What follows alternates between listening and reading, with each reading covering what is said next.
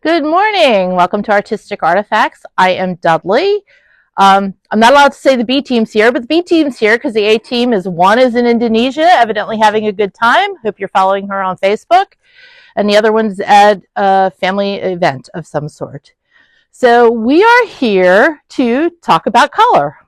I was asked to say how I pick color and what I do to go about picking fabric for quilts.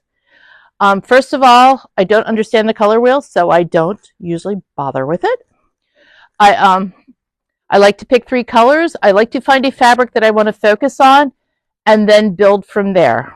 So this fabric actually came from Judy's. We're going to use it today in today's class, and it's got cute animals. This is my go-to baby quilt. I must have made, 60 to 100 of these things. And then I take the fabric that I've picked and I go, here's the quilt, Kyle. We can just do this. And I still have the other half of this fabric. I usually like picking in pairs. So I picked the focus fabric and another white. These are Tim Holtz fabrics and Seth Apter fabrics. They're very fun things to do. I picked 2 whites. And then I picked 2 yellows that go with everything here, 2 golds. Now they're from different people. I don't remember who this brand is. This is Tim Holtz, and we have a whole selection of that. Then I went to batiks and I found a batik because quilts are much more fun if they have random patterns, random people, and different size prints and different colors. This one's Australian, so we have that thrown in there too. And then we have the brown to go with the rest of it. Now you have 6 colors to put together your quilt with. So I have 2 gold, 2 white, and then 2 odd ones, for lack of a better way to put that, to make your quilt. So you would find these patterns. Judy has some juvenile prints. You have to find them. They're usually 2 or 3 floating around here somewhere. And they're a lot of fun to go find them and then find what goes with them. Pick what you like. There's no right or wrong. I could have picked, I could have gone gray with elephants. I could have gone peach or pink with flamingos. There are a lot of different ways I could have gone with this particular piece of material. This is just what I happened to see in this material when I was picking the pattern. Okay. And this is the same pattern over and over and over again. This, I said, is my go-to. This one has 2 grays, 2 greens. This green came from here. I know this is part of a fat quarter pack. Fat quarter packs are a fun way to get different patterns.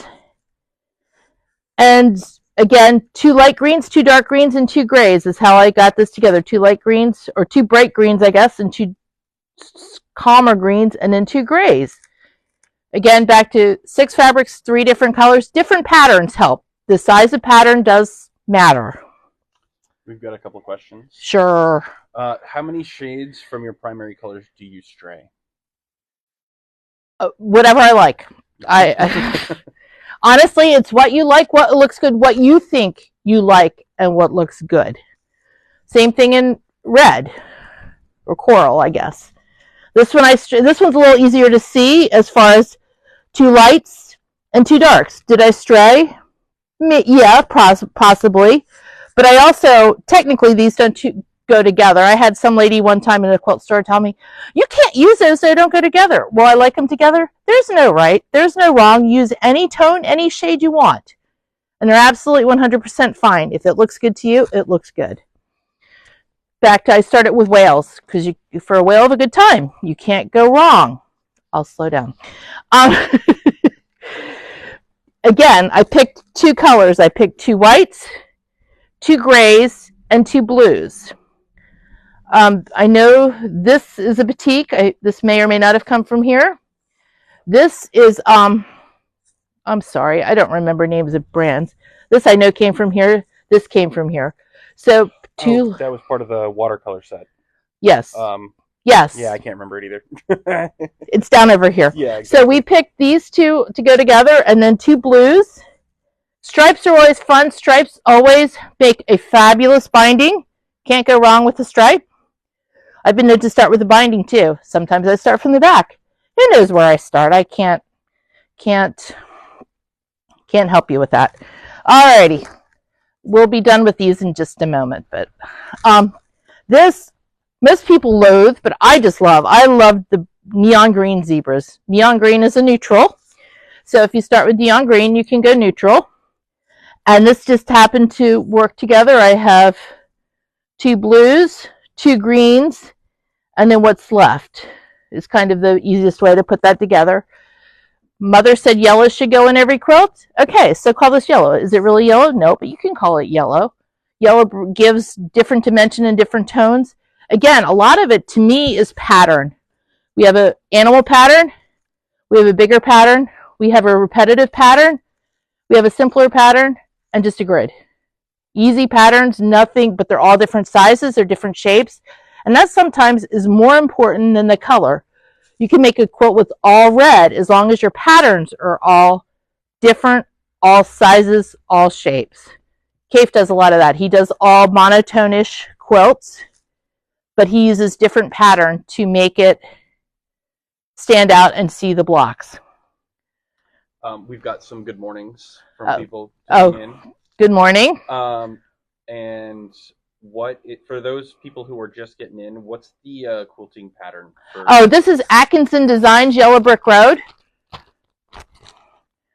My dirty paper taped together. Here, I can pull it out. Yellow Brick Road. And the great thing about Yellow Brick Road is you get 6 fat quarters. And you just cut and sew and cut and sew. You have none left over. For those of you who have stashes, it's wonderful. No leftovers. And you sew it all together and you have a baby quilt top in no time.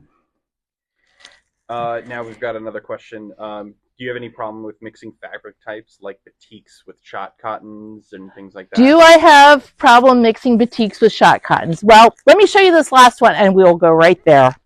So this is just fun. Again, 2 yellows, 2 blues, and two patterns. I could have put red in there. There's a red fire height. I bound in red because that's where the red fit. I find if you put too many colors in some of these, you lose it. It's too much. So in here, asked about this. This is part of the fat quarter pack from here. This is part of Jenny Beyer from days of old, like as old as Kyle and my child. This is a batik, so yes, I do put a batik. And I'm pretty sure the polka dots and the stripes I just found at home. But again, yes, so those who ask, yes, I put batiks in everything. Are batik quilts fun? Yes, sometimes, but shot cottons and batiks can go in anything. There are no rules. The rules are what you like, what you want to make, and how you want to make it. Alrighty. So those who asked about batiks in quilts.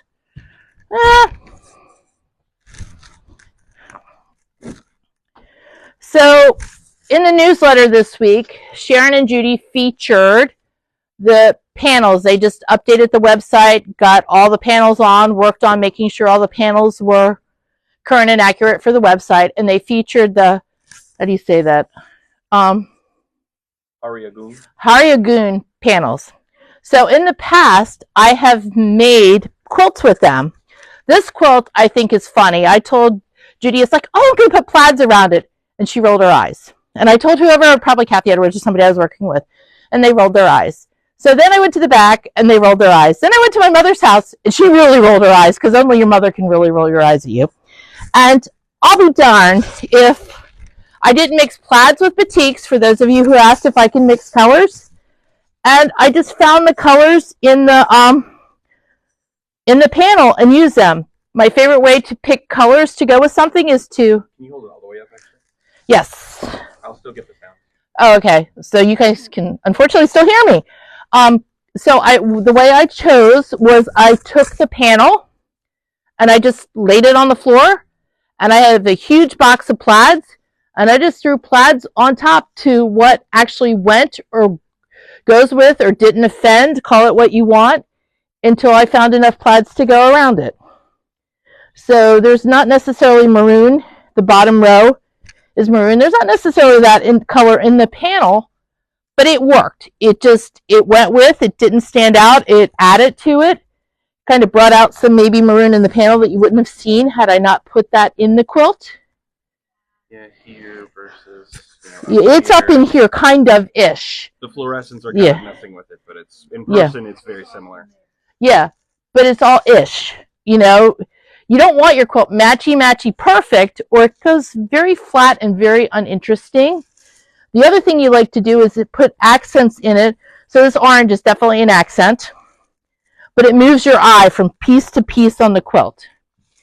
And we were talking yesterday in class about plaids. You don't want them perfectly straight, because if they're perfectly straight and you make one wrong, it's obvious. If they're all crooked, you don't see it and your eye keeps moving. And it also, we just had a comment, all the quilting that you did in here gives it a lot of movement as well. Okay, yes, they commented on I just machine quilted around stuff and accentuated what was there. Alrighty. Okay, well, more panels. Funny you should say more panels. Pick what you like. Right set up flowers. Is this right set up? Thank you. So this is another one of Judy's panels. This one has been around for a long time. And it's batik. This is batik, but the pink is not. The pink is actually maybe Marcia Durst. And I just picked different pinks. Pink is another neutral for those of you who are afraid of neutrals. Pink is also a neutral. All sarcasm intended.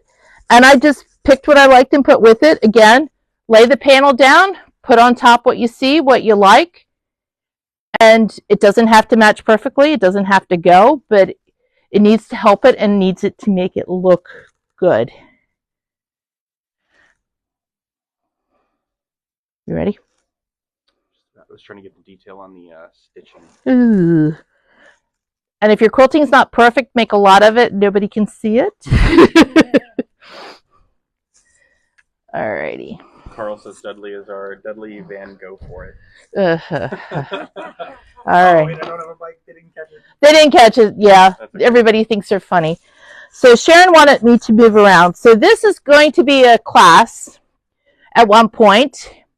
And what I did is I started with a cave roll, which is up here. You want to follow me up here? We can find some cave stuff. We'll talk cave here for a moment.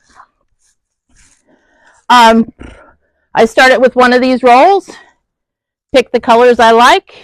And what is that? The jelly rolls? No, it's a 6-inch roll. Is that what they're called? They were new and different.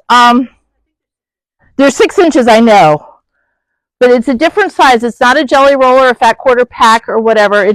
Actually, everything is 6 inches wide, and I have the rest of the roll that I'm going to do something with at some point, so you'll see that at some point. The whites, or the creams, I just took whatever I had at home, just random stuff. Again, different size prints, different size. This isn't very big, so you really can't see, but I have squares and circles. Golf balls. You need golf balls on your quilt? I have golf balls. What else is in there? So just different size, random size. Some words from Tim Holtz that I believe is a Tim Holtz quilt or pattern. So that's kind of anything works. Different sizes, different prints, gives it dimension and some interest. And your eye keeps moving around the quilt. Ready? Mm-hmm. Okay. So this, I also made this. This is hanging in the store. This I started with this particular fat quarter pack. This is all cave. And then I went through and found some other purples in the store. And then I took the Marcia Durst, some of her bright colors from palette, and added them in. And I forgot to go get the pattern for this. It's, oh, Martha bailed me out. What you do with this is so simple. You find a square and you cut a line either 2 or 3, 2.5 or 3 inches in it, add your piece, and then cut your square into quarters, and you make your blocks. I have, I didn't bring it. I have a quilt at home. I started with this. And then there's a green fat quarter pack that I believe is gone, which is a quilt that we'll get to when we get to the back. These here are Australians. The colors here I find are very, very good, clear color. And I'll mix them in with anything They add dimension to quilts. They make movement on your quilt, and you can just add them in anywhere, and it just brings your quilt to life. Gives it some spark, gives it some movement. Add in black and whites, and we'll talk about those when we get to the back. I didn't bring that quilt with me, or I can go run and get that quilt top. Crystal says it sounds so easy. It is. It's what you like. You keep standing there until you like something, until you get enough to make your quilt and like it. Back to the camera is bad motion, I know. So these are from yesterday's class. This is all Australian. And I wanted to make it red, and I don't know that I succeeded with red, but I succeeded with Australian.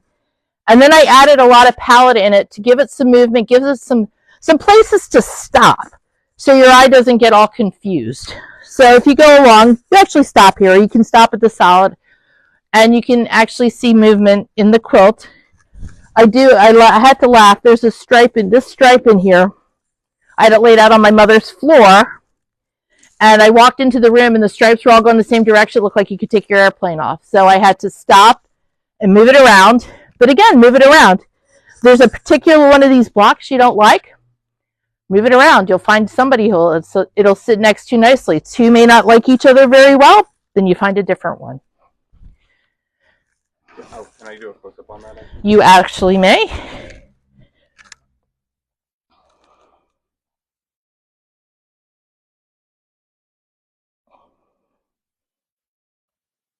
Everybody loves this one. This one turned out well. Sometimes you luck into things that turn out really, really well. Every piece of fabric in this quilt came from this store. Now some of the Australians are not making anymore. But you have to find new ones. And everybody says, I want to make that exact quilt. Okay, yippee, but your quilt's going to be better than mine because you found what you like, and some of this you can't get anymore. So you have the opportunity to do something different. This is also, whoops. This is the quilt I referred to, coming from the fat quarter bundle. This I started with a green Cafe fat quarter bundle. And then, okay, so I started with a green Cafe fat quarter bundle. So you can see the Cafe. This is Cafe, this is Cafe, this is Cafe, this is Cafe, that is Cafe. And then I added some, I'm going to set it down. Can I do that, Kyle? Because I can't point and look. Okay, so I started with green Cafe. Then I went through the store and said, okay, I'd like a few more greens. Scissors aren't Cafe, but scissors fit in here. You don't notice them until I say, hey, look at the scissors. More flowers from Cafe. Then I took purple, because the Cafe fabrics had a lot of purple in there, but all the purples in this are Australian said one. So this is a purple Australian. This is a purple Australian fabric. This is a purple Australian fabric, and the Australian fabric purples are fabulous. This came from the dog patch at Dudley's. Then back to the greens. This is a batik green, so I just threw batiks in there. There's no right, there's no wrong. And then I added black and white, and that just gives it a little dimension. So again, back to different size prints, different size things make your quilt more interesting. More so maybe than the color. So you have some big white stripes, big wide stripes. This reads as a stripe. If you look at it, it's not a stripe, but it reads like a stripe. Big polka dots, little polka dots. Big print scissors, little print buttons. Flowers, you have smaller flowers, you have big flowers. All different sizes of the fabric, all different size prints of the fabric. Some more Cafe flowers here. This is a Cafe flower. What's fun about this quilt is the way you cut it. You use all of the fabric from your particular piece. You start with a 12.5 by 14 inch piece of fabric. You use all of it. You don't have odd size curves left over. Alrighty. And then there are two other, I was on a curve kick at one point. So somebody asked about all batiks. This quilt top is all batiks. Some from here, some from there, some from back to older than my son and Kyle. You know, I can tell you where I bought stuff. You don't want to know, but I have bought stuff lots of different places. So all batiks. Again, back to two lights. These two lights. These two lights. These three darks.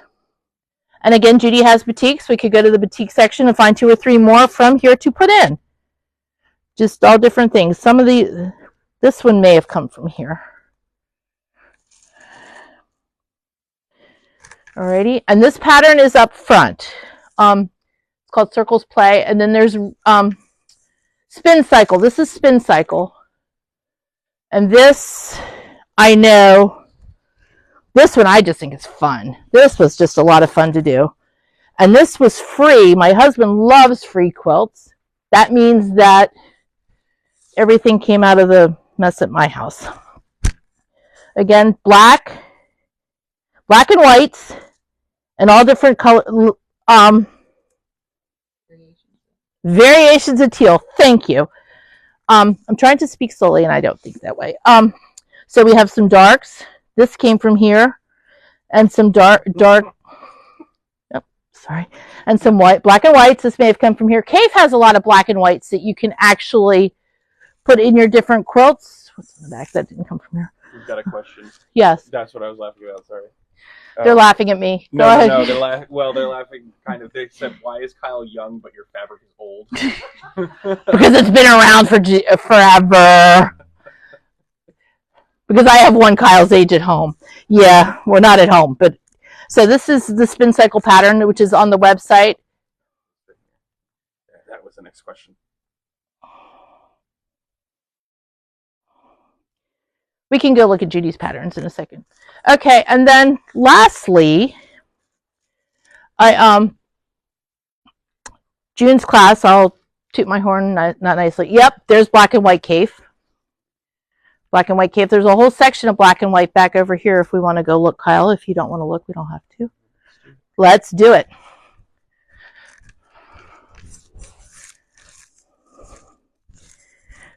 This one's not technically black and white, but all sorts of variations of black and white.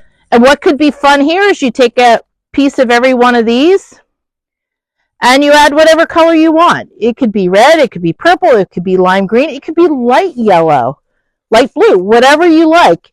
Anything goes with black and white. And again, the print variations are fabulous. This is larger with more white. This is a smaller print in this realm. And you can go from there. Alrighty. You can let them in if you want. Yeah, I don't care. Last but not least, we have a question. Sure, and let's go up here while we're... Do you need a special ruler for Spin Cycle? You do. It's a curves only by Creative Grids. It says it... I'm sorry. You gotta repeat the question. Oh, I have to repeat the question. They asked if it was a certain ruler you needed, and I believe it's curves only. We'll go to patterns and rulers before we leave. Okay, this I was randomly. They can come in, Martha. I don't care. Yeah. I was walking through the warehouse, and I looked at Judy one day, and I said, "Oh, can I buy these from you?" She said, "No, take them." So these are antique blocks. I don't know how old they are. I didn't do research on it yet, and where they came from, but they are now all sewn together. And you can see how out of square they are because I added a 2-inch strip around each and every one of them. And then you can see if you can see the lines, I should get blue tape. It's real wide here and real narrow at this part of the point. Real wide up at the top, but I got them squared off and put together. So then, what I think is fun to do is to remake antique blocks and antique quilts. You see the line here, this is how wide it was and how small it was. And I managed to get them square into the thing. What's fun about this is it looks all a mess and it looks not put together well, but when you take a picture, the picture turned out really, really cool. We'll have to talk about that. So I remade this quilt and I made it in diamonds. So it's called Diamonds Revisited. We're revisiting diamonds. Back up, back up, back up, back up. So, where's Martha? Here, come home, please. Sorry. So in this, so the sashing is actually an Australian. This I think came from here. Batiks. This is a batik purple. This is a batik. Just batik. So your batiks can mix in with anything and everything. There's some stripes. They're down here at the bottom. This is a stripe. You can't see it. Bigger directional fabric. Just anything goes. The way I started this was here, hold in the middle and fold. Was I started with the back. I had this back in my house for not as long as Kyle and Zach have been alive, but I've had this in my house for quite a while. And I just laid it out on the floor and I started throwing things on it. I started throwing the purples and the oranges on it.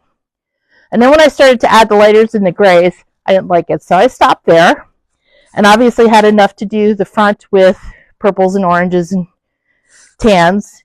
And that's how I selected the colors. It was not that hard. I just kept throwing until I liked. If there was something I didn't like, I got rid of it. Alrighty. Oh, and this was machine quilted by the long armors here. They had fun doing it. So bright orange thread. You think, oh, why would you do that? Well, you can't tell it's bright orange after you put it on. They're kind of fun to horrify. It's like, oh, here's a bright orange. Oh, it's too bright. No, you can't tell it's bright orange. Alrighty, let's go this way, Kyle. So up here,